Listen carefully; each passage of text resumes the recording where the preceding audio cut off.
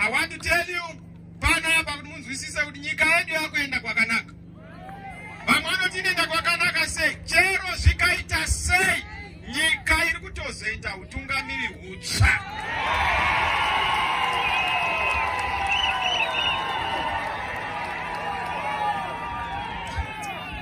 Let's go over it.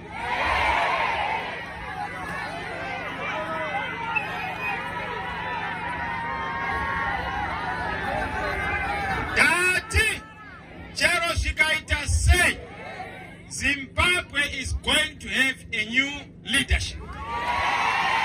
Zimbabwe is going to have a new government. A government that has been ordained in heaven but supported by the people of Zimbabwe. Asire kamone manje pachagadzirwa nyika panonzi pane atungamiri vatsva, pane mutungamiri mutsva. Aiwe mufananidzo munyika iyi. Musavhunduka ndakuudza kuti zvose zvamunoona mhepo inopfuura. Chamupupuri chinouya kuchizoona kuti yakamira miti ndeipi. Iya yakarereka inodonha. So we want to remain resolute as we march. Isu hatisi kuzodududza vamwe vaiti Chamisa munoda here kupinda mucheni iyo. No.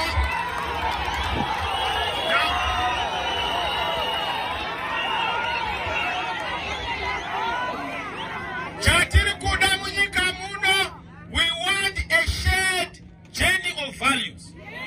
We want a shared resolution of the problems. We want to make sure that we have a shared destination as a people. Ipapo pogadziriswa nyaya dzesarudzo dzisina kufamba zvakanaka.